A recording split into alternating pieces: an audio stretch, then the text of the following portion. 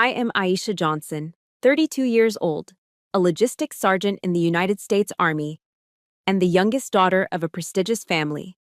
I am sitting in a freezing military hearing room, facing my own brother, Marcus, the man who is accusing me of falsifying records. But the fatal blow does not come from him. It arrives when the heavy oak door opens and my parents walk in.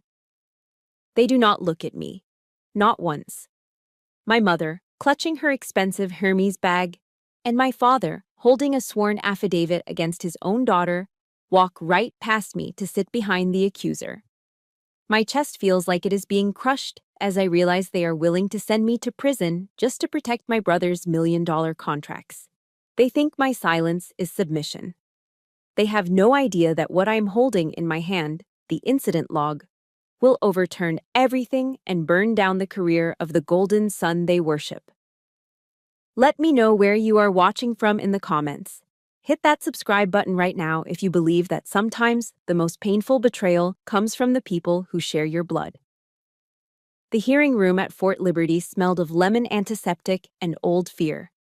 It was a sterile, windowless box designed to strip a soldier of their confidence before a single word was spoken.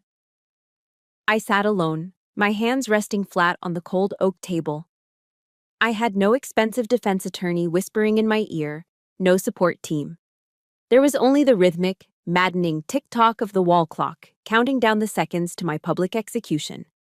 Across from me, Marcus was arranging his documents with the practiced ease of a CEO preparing for a hostile takeover. He looked completely out of place in this sea of olive drab and camouflage, yet he dominated the room. He was wearing a navy blue Armani suit that I knew cost $3,000, more than what most of the enlisted soldiers on this base made in a month. He did not look at me. To him, I was not a sister. I was a glitch in his spreadsheet, a rounding error that needed to be deleted so the fiscal year would look profitable. Then the heavy door at the back of the room creaked open. I held my breath. It was a stupid, instinctive reflex, the childish part of my brain that still craved a safety net. Maybe, I thought, maybe they are here to stop this. My father, Bob, and my mother, Linda, stepped into the room. My mother looked immaculate. Her hair was blown out to perfection, stiff with hairspray, and she wore a pastel cardigan draped over her shoulders like the quintessential Virginia country club wife.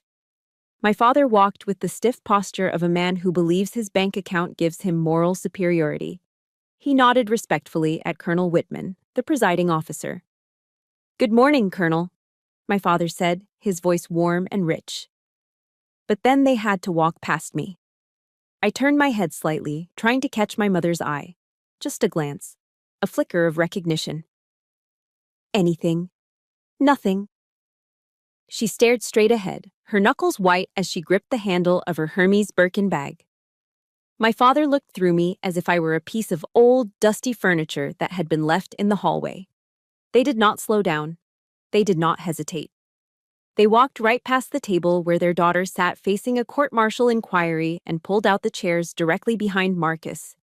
The scrape of those chair legs against the linoleum floor was louder than a gunshot. It was a physical declaration of war. In the military, we talk about having someone's six, watching their back. My parents had just publicly taken position at my enemy's six. They were not just bystanders, they were reinforcements for the other side. The air in the room seemed to vanish. My lungs burned. This was the Blue Falcon concept. The Buddy F. Kicker, the traitor, but played out with my own DNA. Marcus cleared his throat, sensing the shift in power. He stood up, buttoning his jacket with a crisp snap. He began his opening statement, a speech I knew he had rehearsed in front of a mirror. "Colonel Whitman," Marcus began, his voice smooth and projecting the false humility of a patriot. "I appear here today not as a brother, but as a concerned tax-paying citizen and a defense contractor committed to integrity. It is with a heavy heart that I must report that my sister, Sergeant Aisha Johnson, has engaged in a pattern of deception regarding her military service record." He paused for effect, letting the silence hang heavy in the recycled air. "Specifically," Marcus continued, pointing a manicured finger at the screen, "she is guilty of stolen valor." Stolen valor. The term hit me like a physical slap. In our world, that is the ultimate insult. It is reserved for liars who pin medals they didn't earn onto their chests, for cowards who play dress-up in uniforms soaked in the blood of better men. Marcus was using it to describe me, a woman who had hauled supplies through the most dangerous supply routes in the Middle East, while he sat in an air-conditioned office in Arlington. He spoke about my service as if I were an employee who had been stealing staplers from the supply closet. Cold, clinical, fake responsibility dripping from every syllable. Colonel Whitman, a man whose face was etched with the lines of actual combat, shifted his gaze to me. His eyes were hard to read. "Sergeant Johnson," Whitman said, his voice gravelly, "do you wish to make an opening statement? Do you wish to refute these claims immediately?" From behind Marcus, I heard a sound that cut deeper than the accusation. My mother sighed. It was a soft, sharp exhale, the specific sound of disappointment I had been hearing for 32 years. It was the sound she made when I chose the Army instead of a marketing degree. The sound she made when I came home with grease under my fingernails instead of an engagement ring from a doctor. I looked up. I locked eyes with Marcus. He was smiling. It wasn't a wide grin. It was a subtle, tight lifting of the corners of his mouth. He was waiting for me to break. He wanted me to scream. He wanted crazy Aisha to make a scene so he could look at the colonel and shrug, as if to say, "See? She is unstable." I remembered my drill sergeants at basic training. Panic is a choice, chaos is external, discipline is internal. I placed my hands under the table. I made a fist, squeezing so hard that I felt my fingernails puncture the skin of my palm. The sharp sting of pain grounded me. It kept the tears from rising. It kept the rage from exploding. "No, sir," I said. My voice did not tremble. It was flat, dead, and absolute. The smile on Marcus's face faltered for a fraction of a second. He didn't understand. He thought my silence was surrender. He thought he had won because his little sister was too crushed to fight back. He didn't know I wasn't surrendering. I was just chambering around. But as I stared at him, that look in his eyes, that mixture of arrogance and pity, triggered something visceral in my gut. It wasn't the first time I'd seen that expression. The courtroom dissolved for a split second, and the sterile smell of the base was replaced by the smell of roasted turkey and expensive cologne. That look, it was the exact same look he gave me 2 years ago, the day he decided I was nothing. That look, that specific, condescending tilt of Marcus's head in the courtroom was not new. It was a trigger. It instantly pulled me out of the sterile hearing room at Fort Liberty and dragged me back 2 years, to a crisp November afternoon in Virginia. It was Thanksgiving Day. I had just returned from a 9-month deployment in Syria. I was exhausted, vibrating with the residual adrenaline of a combat zone, driving my beat-up Ford F-150 pickup truck up the long, winding driveway of my parents' estate. My truck was covered in mud, the engine knocking with the fatigue of 100,000 hard miles. And there, parked right in the center of the driveway like a black diamond, was Marcus's brand new Porsche 911. The contrast was so sharp it almost hurt my eyes.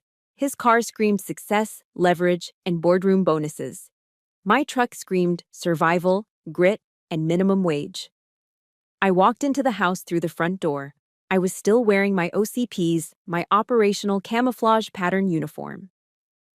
My flight had been delayed, my baggage lost, and I had driven straight here from the airfield because I wanted to see my family. I smelled like jet fuel, stale coffee, and the desert. My mother, Linda, came into the foyer. She was holding a glass of Chardonnay. She stopped 5 feet away from me. She did not open her arms. She did not drop her glass to run and hug the daughter who had been dodging mortar fire for the better part of a year. Instead, her eyes darted immediately to my boots. "Aisha," she said, her voice tight. "Good Lord, you look like a mess. Can't you change out of those dirty clothes before you come into the living room? We just had the sectional sofa reupholstered. That fabric is imported Italian velvet, and it cost your father and me $5,000. I stood there, my duffel bag slipping from my shoulder. $5,000. That was more than the hazard pay I had earned for risking my life. "Hi, Mom," I said quietly. It's good to see you too.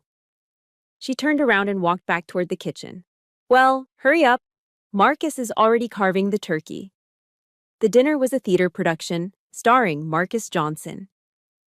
We sat around the mahogany table, laden with roasted turkey, stuffing, cranberry sauce, and crystal glasses that chimed when you touched them. Marcus stood up, buttoning his jacket, and cleared his throat.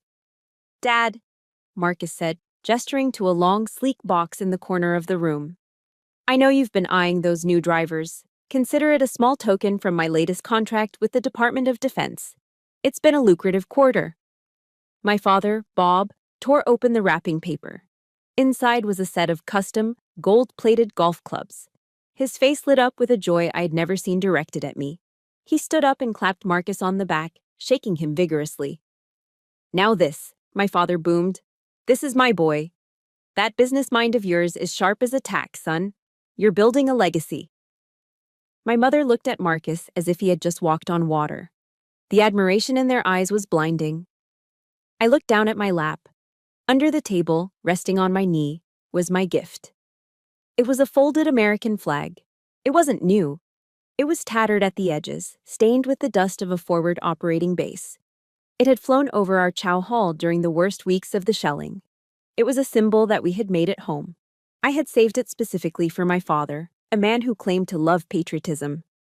But looking at the gold golf clubs, I felt a wave of shame so hot it burned my neck. My flag was dirty. It was used. It was blue-collar.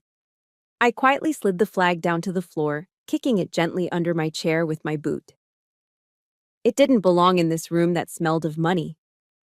So, Marcus said, sitting back down and swirling his red wine.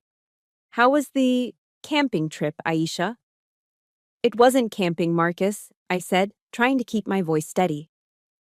We were short on medical supplies near the border. We had guys using duct tape on wounds because the logistics chain broke down. Marcus laughed. It was a dry, dismissive sound. He took a sip of his wine. Oh, come on, little sister. Don't bring that depressing talk to the dinner table. Let's be real. You're basically a truck driver in camouflage. You move boxes of MREs from point A to point B. Don't act like you're some hero in a movie. The table erupted in laughter. My mother covered her mouth, giggling. My father wiped a tear of mirth from his eye and pointed a fork at me. Your brother is right, Aisha. Look at you. You're 30 years old, no husband, wearing combat boots. Why don't you just quit and let Marcus hire you as a secretary? At least you'd make some decent money and look like a woman for a change. The air left my lungs. Look like a woman. I looked down at my plate. The turkey looked like ash. The stuffing looked like sand. I realized then that they didn't care that I had survived an IED explosion just 3 weeks prior.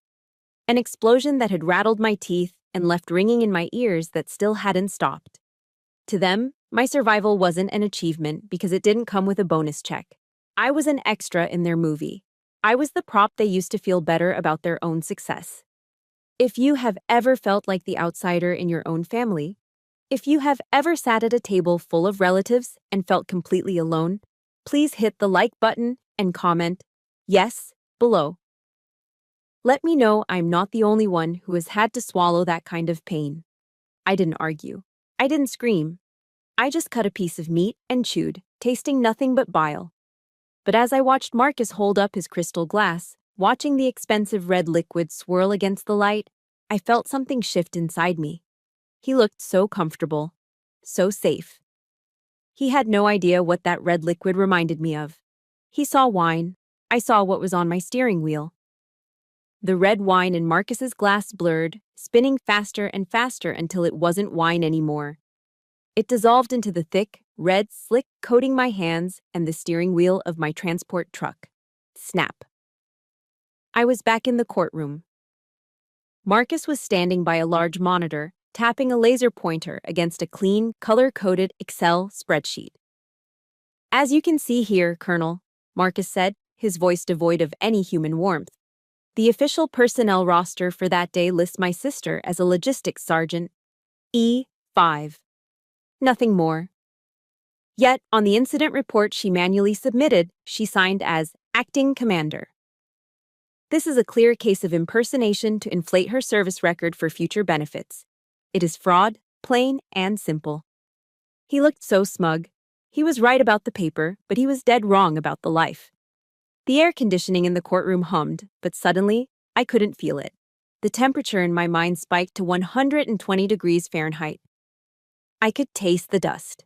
I could smell the overwhelming stench of burning diesel, unwashed bodies, and copper. I was back on Supply Route Bland. It was the main supply line running north, a stretch of asphalt that every insurgent with an IED loved to target.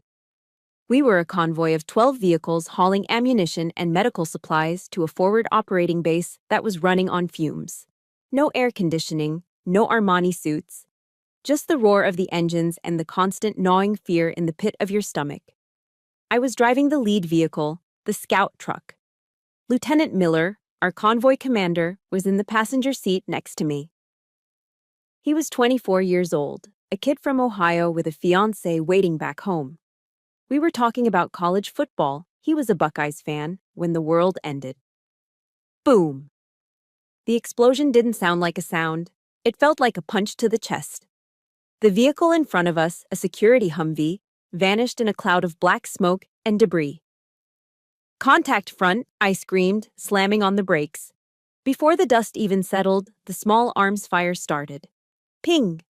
Ping! Thud. Bullets hammered against the armored glass and the door panels like hail. Reverse! Johnson, get us out of... The lieutenant never finished his sentence. A round found the gap in the door armor. There was a wet, sickening sound, and suddenly, the interior of the cab was painted red. Lieutenant Miller slumped forward, blood spraying onto the windshield, turning the bright desert sun into a crimson haze. LT, Lieutenant! I grabbed his vest, pulling him back. His eyes were wide, staring at nothing. He was gurgling. The radio was screaming static and panicked voices. Hitman Actual is down. I repeat, Actual is down. What do we do? We're sitting ducks here. The convoy had stopped in the kill zone, the fatal funnel. According to the pristine standard operating procedures that Marcus loved to quote from his office in Virginia, we were supposed to wait for the next officer in the chain of command to take charge. But the next officer was 4 trucks back, and his radio was dead. We were frozen. 15 soldiers and tons of explosives were sitting still on a highway while shooters on the ridge dialed in their mortars. If we waited for procedure, we would all be dead in 30 seconds. Fear is a cold thing, even in the desert heat. It makes you want to curl up and hide. I looked at the lieutenant bleeding out on my center console. I looked at the radio. I didn't think. I didn't calculate my pay grade. I just acted. I grabbed the mic, my hand slipping because of the blood. I keyed the handset, my voice cutting through the panic on the net. All Victor units, this is Sierra 1, I yelled, using my personal call sign. Actual is down. I am assuming command. Gun trucks 1 and 4, suppress the ridge at 3 o'clock. Give them hell. Convoy, we are pushing through. Do not stop. If a vehicle is disabled, bump it. Driver 2, get on my bumper. We are moving now. My voice was the only thing holding the chaos together. I grabbed my M4 rifle with one hand and steered with the other, driving straight through the smoke of the burning Humvee. I could feel the heat of the flames through the floorboards. I coordinated the fire, calling out targets, screaming at the drivers to keep their spacing. For 12 miles, I wasn't a logistics sergeant. I wasn't a truck driver. I was the only thing standing between my unit and a row of flag-draped coffins. When we finally rolled through the gates of the destination base, the adrenaline crashed. My hands were shaking so badly I couldn't unbuckle my seatbelt. The medics swarmed the truck to get the lieutenant. He was alive, barely, because I had gotten him to the trauma center in time. Later that night, sitting on a cot in a tent that smelled of sweat and sand, I tried to write the after-action report. My hands were stained dark brown. No amount of scrubbing could get it off. It was under my fingernails. I opened the incident log, a battered, grease-stained notebook we kept in the truck. I couldn't access the digital portal because the internet was down, so I wrote it by hand. Incident report, Ambush at mile marker 40. Lieutenant Miller incapacitated. Sergeant Johnson assumed acting command. No, KIA. All cargo delivered. I signed it. There was a smear of blood on the page right next to my signature. That notebook was the truth. It was the raw, ugly, beautiful reality of war. But now, in this air-conditioned room, Marcus was pointing at his screen. She logged herself as acting commander, he said, shaking his head with mock disappointment. The digital system shows no field promotion authorized. She simply decided to give herself a title she didn't earn to pad her resume. It's a violation of integrity. He was calling my survival instinct fraud. He was calling the blood under my fingernails a clerical error. I looked at my parents. Surely, they remembered. I had told them this story when I came home, shaking and crying. I had told them how scared I was. My father nodded solemnly at Marcus's words. My mother pursed her lips, looking at me with that familiar disappointment. They didn't see the 15 soldiers who went home to their families because of me. They only saw the error that might hurt their son's government contract compliance rating. They agreed with him. To them, the paper was worth more than the life. The flashback of the burning convoy faded, replaced once again by the sterile chill of the courtroom. My hands were no longer stained with Lieutenant Miller's blood. They were clean, resting on the wooden table, trembling slightly. Marcus was still talking. He was on a roll, pacing back and forth in his Italian leather shoes, pointing at his colorful charts. He spoke about standardization, fiscal responsibility, and workflow optimization. To him, the war was just a logistics problem to be solved with cheaper trucking contracts. And that is why, Colonel, Marcus concluded, buttoning his jacket with a flourish, integrity in reporting is paramount. If we allow soldiers to fabricate their roles, the entire system collapses. He looked at the colonel, expecting a nod of agreement. He expected the camaraderie of one powerful man to another. After all, Marcus was a Johnson. In Virginia, that name opened doors.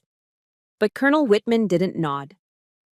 The old soldier sat behind the raised bench, his face like a piece of weathered granite. He hadn't looked at the screen once during Marcus's entire presentation. Instead, he had been slowly, methodically flipping through the thick stack of paper files in front of him. The silence stretched. It became uncomfortable. Marcus's confident smile began to waver. He cleared his throat. "Colonel?" Marcus asked, his voice losing a bit of its polished sheen. Colonel Whitman finally stopped flipping pages. He looked up. His eyes were narrow, surrounded by crow's feet, carved by years of squinting into the desert sun. They were eyes that had seen things Marcus couldn't even imagine in his worst nightmares. "Mr. Johnson," Whitman said. His voice was deep, a low rumble that seemed to vibrate through the floorboards. "You stated that these records on your screen, the ones proving your sister is a liar, were pulled from the defense contractor portal. Is that correct?" "Yes, sir," Marcus replied, standing taller. "It is the most up-to-date system we have. It tracks billing and personnel hours for payroll." "Payroll," Whitman repeated the word as if it tasted bad. "So, this is secondary data. It is data entered by civilian administrators in an office in D.C. to calculate paychecks." Marcus blinked. "Well, yes, but it aligns with—" "In the Army, Mr. Johnson," Whitman cut him off. "We do not base a soldier's honor on payroll spreadsheets. We believe in the primary source, the order of the day, the field reports." Whitman gestured to the court reporter. "Clerk, please initiate a priority request to the National Archives for the unit's original field logs. I want the raw data, not the sanitized version this contractor is presenting." The color drained from Marcus's face. He knew exactly what that meant. The contractor portal was clean. It was designed to look good for auditors. The field logs were messy. They contained the truth. Suddenly, behind Marcus, my father stood up. Bob Johnson was not used to being ignored, and he certainly wasn't used to seeing his golden son cornered. He stood up with the indignation of a man who sponsors charity golf tournaments. "Now, see here, Colonel," my father blustered, his voice booming. "My son is a respected businessman. We didn't come here to have his diligence questioned. We came here to settle a family discipline matter that has gotten out of hand." It was a power move. It usually worked at the country club. Colonel Whitman slowly took off his reading glasses. He didn't raise his voice. He simply turned that steel gaze directly onto my father. "Sit down, sir," Whitman said. It wasn't a request. It was a command. "This is a United States military tribunal, not a board meeting. You have no standing here." My father froze. His mouth opened and closed like a fish. He looked around the room, hoping for support, but saw only the stone-faced military police standing guard. For the first time in my life, I saw my father shrink. The aura of money that usually protected him evaporated instantly in the face of real authority. He slumped back into his chair, defeated. Marcus, seeing his father neutralized, panicked. Sweat began to bead on his forehead. He needed a new shield, and he grabbed the closest, cruelest one he could find. "Colonel, please," Marcus stammered, his voice taking on a desperate, pleading tone. "I understand the procedure, but you have to understand the context. Even our parents, the people who raised her, agree that Aisha has issues." He gestured back at our parents, using them as a weapon against me. "She has always been dramatic," Marcus continued, gaining speed. "She has a history of inflating stories to get attention. She's the youngest, you know? A bit of a black sheep. We suspect she might be suffering from some form of PTSD-induced delusions. We are just trying to get her help, not punish her." The room went deathly silent. I felt like I had been punched in the gut. He wasn't just coming for my rank anymore. He was coming for my sanity. He was painting me as the crazy female veteran to save his own skin. And the worst part? My mother was nodding. I could see her in my peripheral vision, looking sadly at the floor, playing the role of the heartbroken mother dealing with a mentally unstable daughter. I waited for the shame. I waited for the colonel to look at me with pity. But Colonel Whitman didn't look at me with pity. He looked at Marcus with disgust. "Mr. Johnson," Whitman said, his voice icy, "I do not care about your family dynamics. I do not care about your parents' opinions on her childhood. In my court, hearsay is irrelevant." He leaned forward, his eyes locking onto Marcus. "And I suggest you be very careful about diagnosing a soldier with PTSD to suit your narrative. The truth does not live in your parents' living room, and it certainly does not live in your mouth.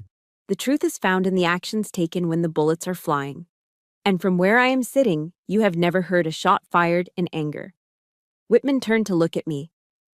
For a brief second, his expression softened. He gave me a barely perceptible nod. It was a small gesture, but it hit me harder than any bullet.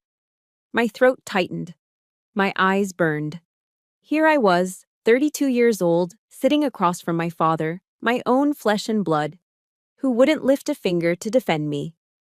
And yet, this stranger, this old man I had never met until this morning, was standing between me and the wolves. He was protecting me. For the first time that day, the crushing weight on my chest lightened just a fraction. I wasn't alone. But as the colonel called for a 15-minute recess, I made the mistake of looking back at my mother. She wasn't looking at the colonel. She was looking at Marcus, who was trembling. Her eyes narrowed. She wasn't defeated yet. She was calculating. She stood up, smoothed her skirt, and walked toward the door with a terrifying purpose. The court went into a 15-minute recess. I didn't stay in the hallway. I couldn't bear the whispers or the pitying glances from the military police. I ducked into the ladies' restroom, the heavy door sighing shut behind me, cutting off the noise of the corridor. The room was silent, smelling of lavender air freshener and bleach. I leaned over the sink, splashing freezing cold water onto my face. I gasped, letting the water drip from my chin, staring at my reflection in the mirror. My eyes were red-rimmed. My uniform, usually a source of pride, felt heavy, like a lead vest. "Just hold it together, Johnson," I told myself. "Just get through the day." Then the door opened. I froze. Through the mirror, I saw her. My mother, Linda. For a split second, a foolish, childish hope sparked in my chest. I thought she had come to check on me. I thought that maybe, just maybe, seeing Colonel Whitman tear into Marcus had woken her up. I thought she was coming to hug me, to tell me she was sorry, to be my mother. I turned around, water still dripping from my face. She didn't look at me. She walked past me to the mirror, placed her Hermes bag on the marble countertop, carefully so the bottom wouldn't get wet, and began to fix a stray lock of her hair. She pulled a tube of lipstick from her purse and reapplied a fresh coat of red. "Aisha," she said, pressing her lips together to settle the color. Her voice was calm, conversational, as if we were discussing the weather and not a court-martial. "How long do you intend to keep up this charade?" I blinked, the water on my face feeling suddenly like ice. "Excuse me?" She finally turned to face me. Her eyes were dry. There was no warmth in them, only the cold calculation of a woman managing a PR crisis. "Marcus is willing to be generous," she said. "He spoke to his legal team during the break. He has a proposal. A way out for you." "I don't need a way out," I said, my voice shaking. "I need the truth." "The truth is expensive, Aisha," she snapped. "And it is messy. Listen to me. Marcus says if you agree to plead guilty to a lesser charge and accept a voluntary administrative discharge for medical reasons, he will drop the fraud lawsuit." I felt the blood drain from my face. "Medical reasons?" "Yes," Linda said, stepping closer. "We have a family friend, Dr. Evans. He's willing to write an evaluation stating that your time in Syria caused severe psychological distress. We can say you have PTSD. We can say you suffer from delusions of grandeur, which is why you fabricated the logbook. You won't go to prison. You'll just be discharged quietly. You can go get therapy. Marcus keeps his security clearance, the company stays afloat, and you get help. It is a win-win." I stared at her, unable to process the level of betrayal. "You want me," I whispered, my throat tight. "You want me to tell the army I'm crazy? You want me to say I hallucinated saving 15 men just to save Marcus's contract?" "Don't be dramatic," she waved a hand dismissively. "It's just paperwork, Isha. It's a label. Who cares?" "I care," I shouted, the sound echoing off the tiled walls. "My honor cares. That label follows me for the rest of my life." Linda's face hardened. The mask of the polite society wife dropped. She stepped forward and grabbed my shoulder. Her fingers were like claws. Her manicured red nails dug into my skin through the fabric of my uniform, pinching hard enough to bruise. "Stop being so selfish," she hissed, her voice dropping to a venomous whisper. "Think about this family for once. Marcus is the pillar of this family. His company pays for the house in Virginia. He pays for the club memberships. He pays for the lifestyle we built. If he loses his clearance because of your stubborn pride, we lose everything." She shook me, just once, violently. "You have always been the difficult one, the black sheep. Now, for the first time in your life, you have a chance to be useful. Don't ruin this." She let go of my shoulder and reached into her expensive bag. She pulled out a folded piece of paper. "I didn't want to use this," she said, her voice turning icy again. "But I will. This is a sworn affidavit I signed this morning. It states that I have witnessed you lying compulsively since you were a teenager. It paints a picture of a mentally unstable girl who has always been jealous of her successful brother." I looked at the paper. It was a weapon forged by my own mother to destroy my credibility forever. "You would perjure yourself?" I asked, tears finally spilling over. "You would lie to a federal court and destroy your own daughter just to protect his money?" "I'm protecting the family," she corrected me. "And right now, you are the threat to this family. If you are listening to this and your heart is pounding because you know exactly what this feels like, if you have ever been the child who was sacrificed to protect the golden child, please hit that like button right now.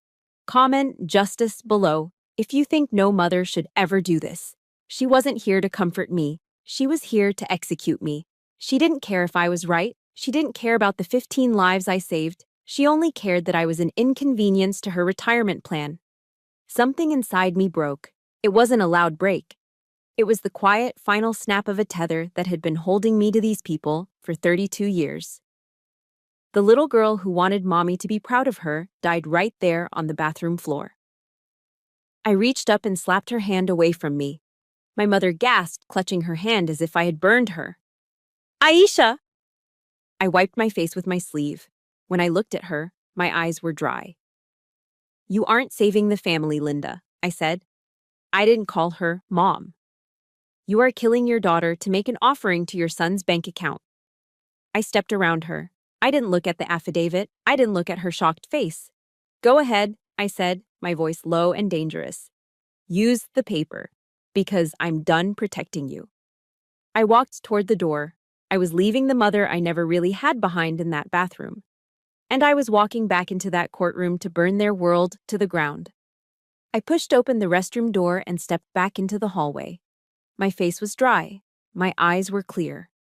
The tears I had shed only moments ago felt like they belonged to a different person. A weaker version of myself that I had left behind on the cold tile floor.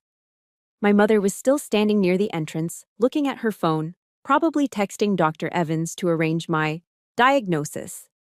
She looked up as I walked past her. She opened her mouth to speak, likely to ask if I'd come to my senses, but the look on my face stopped her dead. I didn't look like her daughter anymore. I looked like a soldier clearing a room. I walked back into the hearing room and took my seat. The air was heavy, charged with static.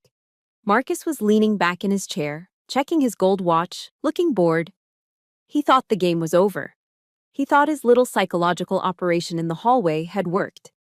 But Colonel Whitman was not looking at his watch. The colonel was holding a single sheet of paper.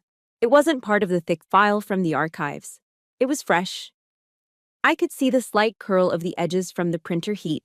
He held it with two hands, reading it one last time, his jaw set in a line of granite. The hearing is back in session, Whitman announced. His voice was different now. It wasn't the voice of an inquisitive judge. It was the voice of a commanding officer who had just discovered a perimeter breach. He didn't look at me. He looked straight at Marcus. Mr. Johnson, Whitman said, the title dripping with disdain. During the recess, my clerk received a very interesting update from the Logistics Command headquarters in Washington. A piece of information that seems to have been conveniently omitted from your opening statement. Marcus straightened his tie, offering a polite, practiced smile. I assure you, Colonel, we have been fully transparent. Have you? Whitman asked.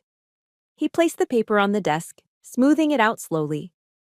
Mr. Johnson, are you aware that 9 days ago, the Department of the Army internally nominated a new contracting officer representative, a COR, for the Northeast Region Logistics Sector? The smile froze on Marcus's face. It didn't fade, it just turned into a rictus of terror. The room went silent, but for me, the pieces of the puzzle slammed into place with the force of a freight train. A COR isn't just a title. In the world of defense contracting, the COR is God. They are the eyes and ears of the government. They are the ones who inspect the goods. They are the ones who sign the invoices. And most importantly, they are the ones who have the authority to reject a shipment and freeze a payment if they smell a rat. For those in the room who are civilians, Whitman continued, his eyes never leaving Marcus. Let me clarify. This nomination was for the exact sector where your company, Johnson Defense Solutions, holds its largest supply contracts. Whitman picked up the paper and read from it. Nominee, Sergeant Aisha Johnson. Status, pending final background check. A gasp rippled through the room. My parents, sitting behind Marcus, looked at each other, confused. They didn't understand the acronyms. They didn't understand that their son's empire was built on cutting corners, and he had just found out that his honest, incorruptible sister was about to become his auditor. You filed this formal complaint about stolen valor, Whitman said, his voice rising. Exactly 24 hours after this nomination was posted on the internal network. You didn't come here to protect the integrity of the Army, Mr. Johnson. You came here to sabotage a background check. Whitman slammed the paper down on the desk. The sound echoed like a gunshot. You are trying to destroy this soldier's career not because she is a liar, but because you know she is telling the truth. You know that if she becomes your COR, you can't buy her. You can't bully her. And you certainly can't bribe her with golf clubs. Marcus turned a sickly shade of gray. Sweat broke out instantly on his forehead, glistening under the fluorescent lights. He stood up, his chair scraping loudly against the floor. No, that is circumstantial, Marcus stammered. His smooth boardroom baritone cracked into a high-pitched squeak. I filed this out of moral obligation. This is a conflict of interest. The only conflict here, Whitman growled, is between your bank account and federal law. I looked at my parents. My father was staring at the back of Marcus's head, his mouth slightly open. My mother looked pale. For the first time, they weren't looking at a golden boy. They were looking at a fraud. They were realizing that the son they were ready to sacrifice their daughter for wasn't a hero. He was a scared little man who was terrified of being caught. And me? I felt the ice in my chest shatter, but it wasn't replaced by heat. It was replaced by a cold, sharp clarity. I looked at Marcus. He was trembling. He was wiping his hands on his $3,000 pants. He looked small. He looked pathetic. I remembered a quote from David Goggins that had gotten me through my darkest nights in the desert. When you take the soul of a man, you own him. Marcus wasn't the big brother anymore. He wasn't the successful CEO. He was just a target who had engaged the wrong enemy. I slowly lifted my head. I caught Marcus's darting, panicked eyes. And then, for the first time in 2 years, I smiled. It wasn't a happy smile. It wasn't a friendly smile. It was a smirk. It was the look of a hunter who has just watched the prey step directly into the trap. You missed, I thought, staring right into his soul. You took your shot, Marcus, and you missed. Now it is my turn. Colonel Whitman did not sit down. He remained standing, towering over the bench like a statue of judgment carved from granite. He pressed a small button on his desk, and the side door opened. A court clerk walked in, carrying something that looked completely out of place in this modern, sterile room. It wasn't a laptop or a USB drive. It was a battered, olive-drab metal lockbox. It was dented on the corners and covered in a fine layer of dust that the courtroom's air filtration system hadn't managed to scrub away. Across the lid, a strip of heavy tape was secured with a thick seal of red wax. Stamped into the wax was the official emblem of the National Archives in St. Louis. Mr. Johnson, Whitman said, his voice quiet but carrying to every corner of the room. You based your entire lawsuit on the digital contractor portal. You claimed that because an event wasn't typed into your payroll system, it didn't happen. Whitman nodded to the clerk, who broke the wax seal with a loud crack. He opened the metal lid. Immediately, a smell wafted through the room. It was faint, but to anyone who had ever served, it was unmistakable. It was the smell of old paper, degrading glue, and the distinct, dry scent of Middle Eastern sand. Whitman reached into the box and pulled out a black, leather-bound notebook. The cover was warped from heat and moisture. The edges of the pages were frayed. This, Whitman announced, holding the book up like a holy relic, is the original battalion incident log from Supply Route Bland. It was recovered from the lead vehicle before it was decommissioned for scrap metal. Marcus stared at the book. He blinked rapidly. This wasn't in his spreadsheet. Let's look at the difference between your truth and the Army's truth, Whitman said. He placed the open book under the document camera. 2 images appeared side by side on the large projection screen behind him. On the left was Marcus's evidence, a clean, crisp Excel spreadsheet. The lines were perfectly straight. The font was Arial, size 12.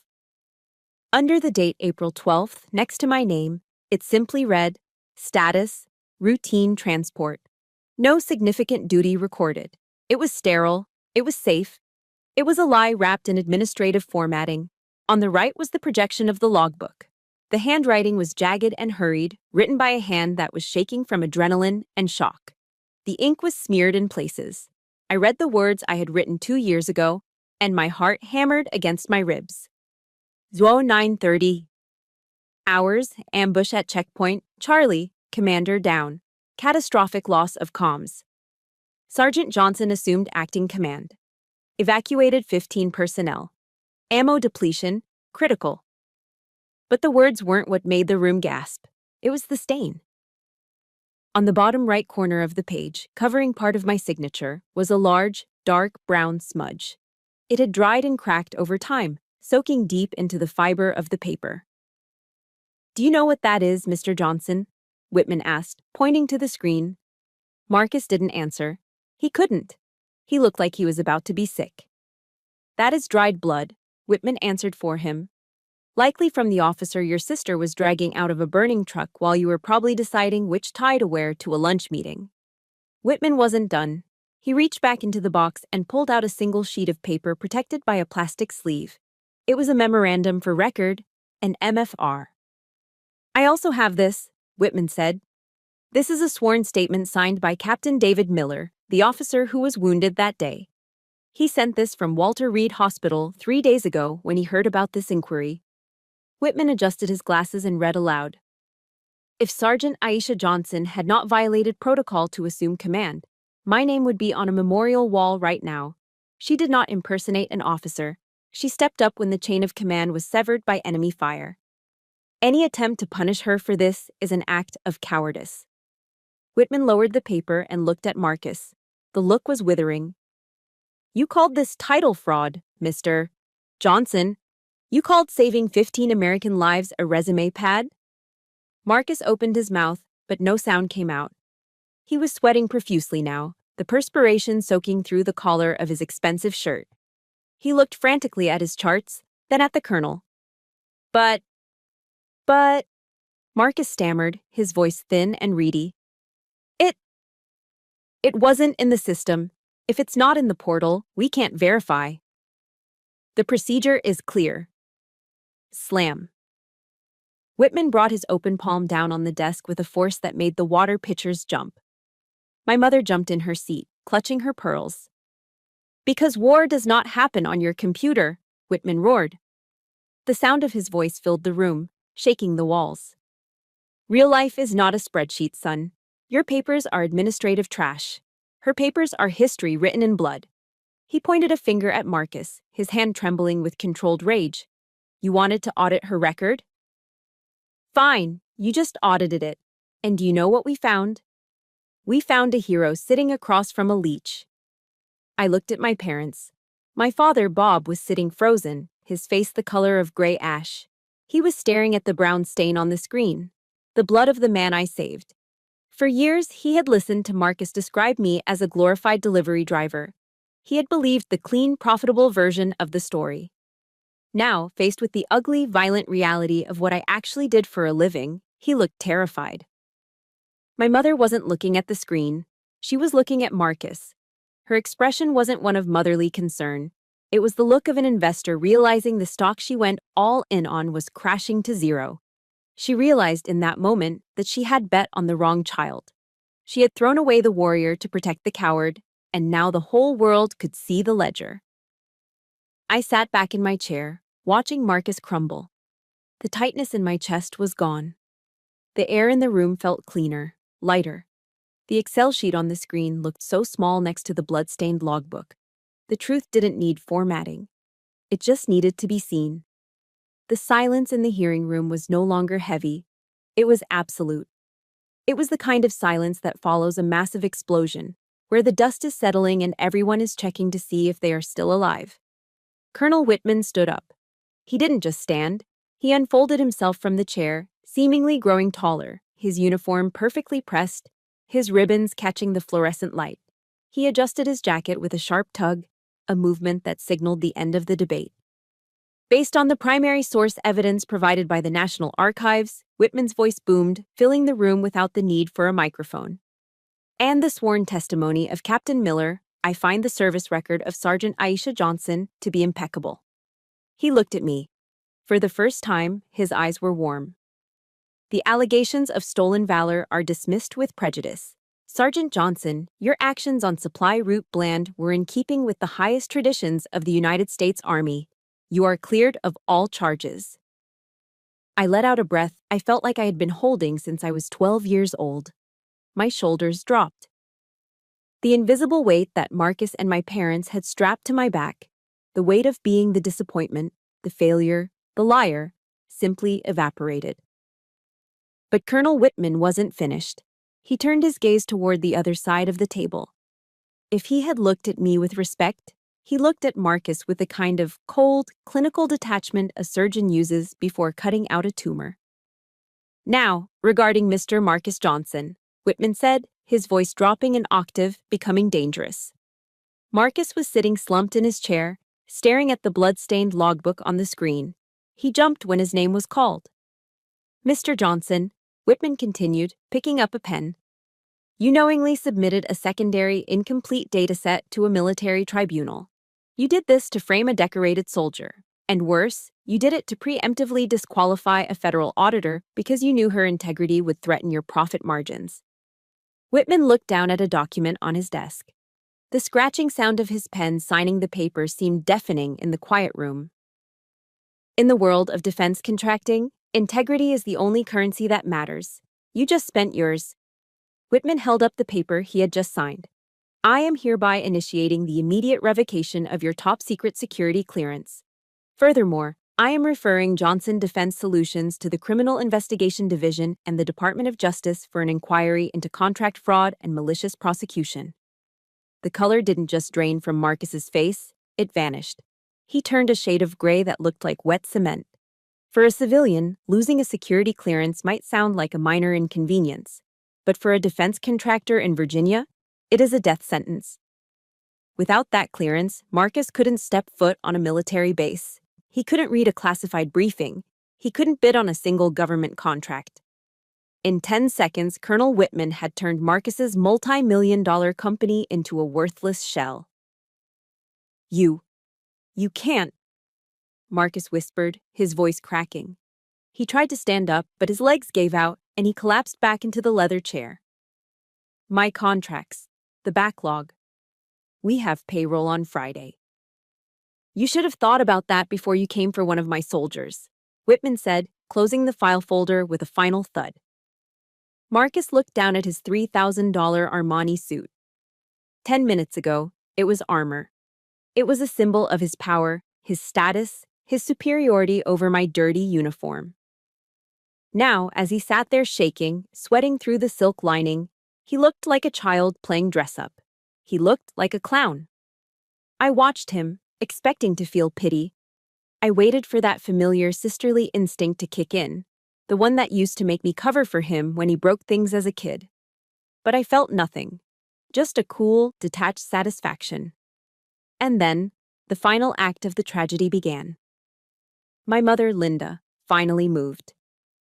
She didn't reach out to comfort her devastated son. She didn't ask if he was okay.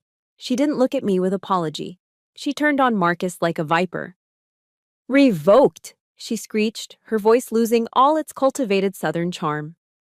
She grabbed Marcus's arm, her fingers digging into the expensive fabric of his sleeve. Marcus, what does he mean revoked? What about the renewal on the lake house? What about the club dues? Mom, please, Marcus stammered, holding his head in his hands. Not now. Don't you not now me, she yelled, shaking him. You told us this was a sure thing. You told your father and me that Aisha would be handled and the contracts were safe. You promised us everything was taken care of. I watched them, fascinated. It was grotesque. It was horrifying. My mother wasn't crying because her son was facing a criminal investigation. She wasn't crying because she had almost sent her daughter to jail. She was panicking because her ATM had just been smashed. My father, Bob, sat with his head in his hands, unable to look at either of them. The illusion of the perfect Johnson family lay in shatters on the floor, mixed with the invisible debris of Marcus's career. They were eating each other alive. I stood up slowly. My chair scraped against the floor, but they didn't hear it. They were too busy arguing about money. I looked at Colonel Whitman. He gave me a sharp salute. I returned it, holding it for a second longer than regulation required. Then I turned my back on the screaming, the crying, and the blame. I walked toward the heavy oak door. I didn't look back at the brother who tried to destroy me or the mother who loved her lifestyle more than her children. I pushed the door open and walked out of the darkness, stepping into the blinding, beautiful light of the hallway. The double doors of the courthouse swung shut behind me, sealing away the recycled air and the smell of fear. I stepped out into the North Carolina afternoon. The sun was blinding, reflecting off the asphalt of the parking lot in shimmering waves of heat. It was humid, the kind of heavy, sticky weather that sticks to your skin. But for the first time in months, I didn't feel suffocated. I felt like I could finally breathe. I adjusted the strap of my duffel bag and walked briskly toward my truck. I didn't run. I had nothing to run from anymore. But then, I heard the footsteps. They were hurried, frantic steps, the slap of expensive leather soles, and the click of high heels struggling against the pavement. Aisha, Aisha, wait! Honey, please! It was my father's voice.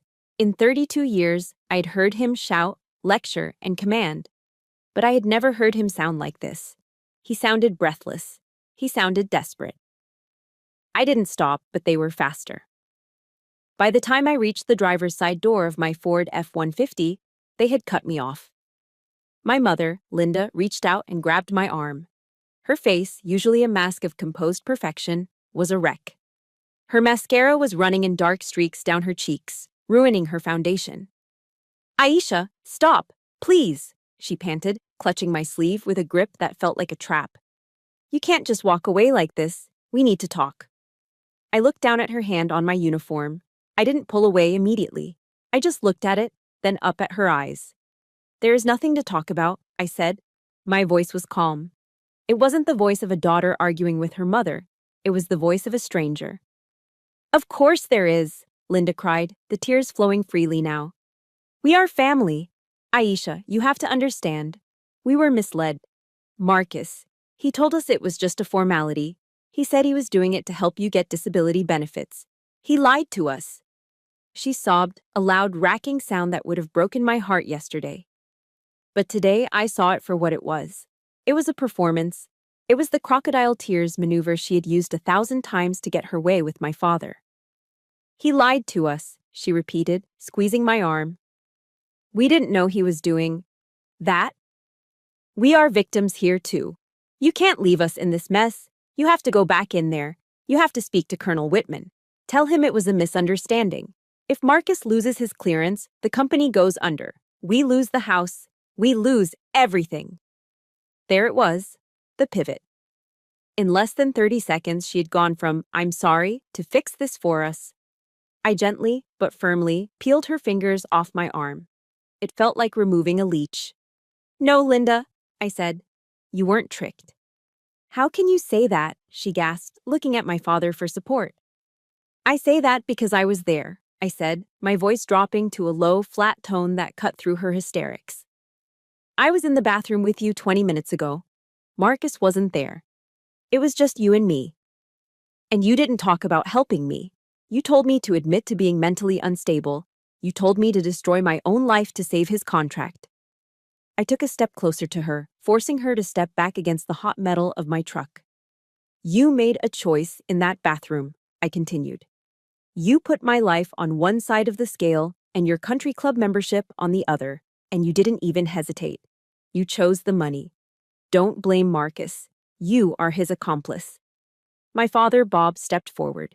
His face was red, his tie loosened, looking like a man whose world was spinning off its axis.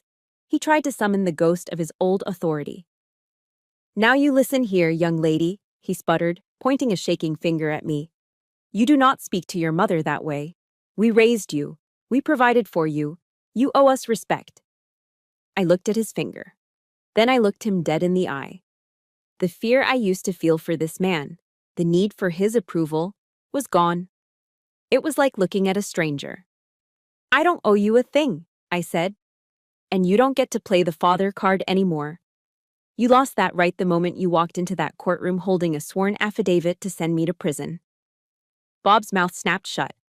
He looked at his hand, the same hand that had held the pen to sign away my future. And he lowered it slowly. You aren't my parents, I said, looking at both of them. Parents protect their children. You are just people who share my DNA. And frankly, that is an association I can no longer afford. Aisha, don't say that, my mother wailed, reaching for me again. Where will you go? This is your home. I opened the truck door and climbed into the cab. The seat was hot, smelling of old coffee and freedom. I looked down at them one last time. They looked small. They looked pathetic. They were terrified, not of losing me, but of facing the consequences of their own greed without a scapegoat to blame. I don't have a home here, I said, and you don't have a daughter anymore. Do not call me. Do not come to the base. Do not look for me. I paused, letting the finality of the words sink in. As far as you are concerned, I died in the desert 2 years ago. I slammed the heavy door shut. The sound was final, like the closing of a casket. I turned the key. The engine of the old Ford roared to life, a loud guttural growl that drowned out my mother's screams. I saw her banging on the glass, her mouth moving, forming words I couldn't hear and didn't want to hear. I shifted the truck into drive. My driving instructor had taught me to always check my mirrors before pulling out. But today, I broke the rule. I kept my eyes fixed on the windshield, on the open road stretching out toward the main gate of Fort Liberty. I didn't look in the rearview mirror. I knew what was behind me. It was a tumor I had just cut out of my life. I pressed the gas pedal and drove away, leaving the wreckage of the Johnson family choking on my exhaust fumes. The main gate of Fort Liberty faded into the distance behind me. The asphalt of the highway stretched out ahead, shimmering in the afternoon heat. For the first time in what felt like a lifetime, the cab of my truck didn't feel lonely. It felt empty, yes, but it was a clean emptiness. It was the kind of space you create when you finally throw out the trash that has been rotting in your house for years. My phone, mounted on the dashboard, buzzed. Then it buzzed again and again. A rapid-fire staccato of notifications. I glanced over. It was the group chat for my unit, Logistics Squad Alpha. Hey Sarge, ETA on your arrival. We're holding a booth at Joe's. Don't tell me you let the suit and tie guys keep you all day. I ordered 3 baskets of spicy garlic wings. If you're not here in 10 minutes, Ramirez is going to eat them all. We got your back, boss. Hope you gave him hell. I read the messages, and a sudden sharp lump formed in my throat. I had just walked away from the people who share my last name, the people who were supposed to love me unconditionally. They had left me in a parking lot without a second glance once they realized I couldn't save their bank account. But here, on a glowing screen, were people who shared no DNA with me. They were from Ohio, Texas, the Bronx, and California. We didn't look alike. We didn't come from the same background. But they were sitting in a dive bar called Joe's, staring at the door, worrying about me. They weren't waiting for a check. They were waiting for their sister. I felt a tear slide down my cheek. It tickled, but I didn't wipe it away. For the first time today, it wasn't a tear of rage or humiliation. It was a tear of gratitude. My mind drifted back to my grandmother.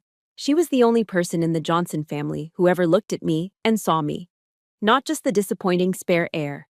She used to sit on the porch in her rocking chair, holding her worn-out King James Bible, and she would tell me, "Baby, people will let you down. Folks are flawed. But you remember the word." One verse, in particular, echoed in my mind now, as clearly as if she were sitting in the passenger seat. Psalm 27, verse 10. When my father and my mother forsake me, then the Lord will take me up.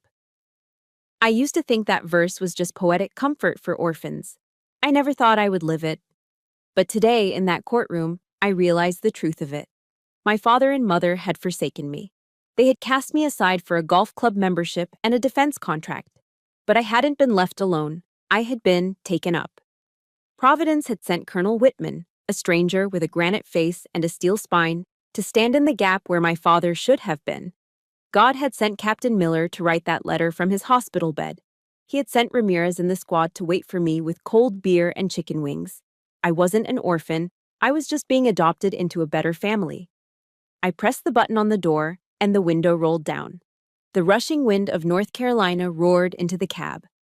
It smelled of sun-baked asphalt, diesel, and the sweet, sharp scent of the longleaf pines that lined the highways here. It smelled like freedom. I looked at myself in the rearview mirror. The woman staring back wasn't the black sheep of the Johnson family anymore.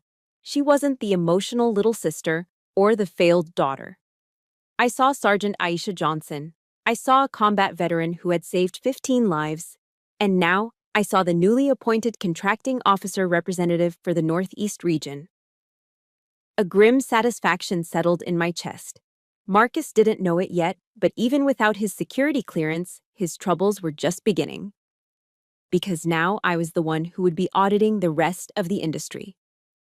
I would ensure that no other soldier would ever be endangered by a greedy contractor cutting corners to buy a Porsche. I was in control. My destiny didn't belong to Bob, Linda, or Marcus. It belonged to me. I gripped the steering wheel, feeling the texture of the leather under my calloused palms. I turned up the radio. I pressed the gas pedal a little harder, eager to get to Joe's, eager to sit with the people who actually mattered. They say blood is thicker than water. But I have learned that the blood of the covenant is thicker than the water of the womb. Family is not a noun. You do not get to be family just because we share a last name, or because you appear in the background of my childhood photos. Family is a verb. It is an action. Family is showing up. Family is believing you when the world calls you a liar. Family is the people who stand beside you in the trench when the bullets start flying, not the ones who hide behind you to save themselves. I realized then that I would never again let anyone use the word bloodline to make me bow my head to injustice. If the house you were born into is toxic, you burn it down and build a new one. If the people who raised you treat you like an option, you choose yourself. My name is Aisha Johnson. I lost a brother and 2 parents today, but I found something much more important. I found my home, and I am finally free. Through this ordeal, I learned a hard but necessary truth. Self-preservation is not selfishness. For years, I believed I had to set myself on fire just to keep my family warm. But I realized that loyalty must be a two-way street. If the people supposed to protect you are the ones pulling the trigger, you have every moral right to leave the battlefield. Setting boundaries with toxic relatives doesn't mean you are bitter. It means you respect yourself enough to demand the treatment you deserve. Please remember this. You cannot heal in the same environment that broke you. Sometimes walking away is the bravest thing you will ever do. Now, I want to hear from you. Have you ever found a chosen family that treated you better than your own blood, just like I found with my unit? Or have you ever had to make the tough decision to go no contact to save your own peace? Please share your experiences in the comments below. Your story might give someone else the courage to finally choose themselves today. If my victory gave you a little bit of strength, please hit that like button and subscribe to the channel. Turn on notifications so we can continue to share these truths together. Thank you for listening to my story, and stay strong.